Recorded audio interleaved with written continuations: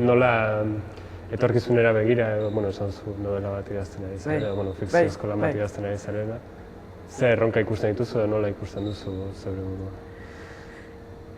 Adin honetan, oantxe 71 urte ditut. Badakit ez dagoela urruti nire azken liburua.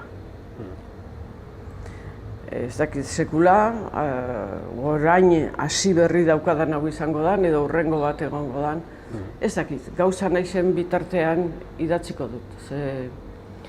Etzait iruditzen, etzait gustatzen, nire adineko jende gehienak bizitzeko daukan proiektu bakarra da irautea. Iraun. Zer helburu duzu bizitzan? Iraun. Niretzat irautea ez da nahiko bizitza orekatu xamar bat daukadala. Zer erronkak?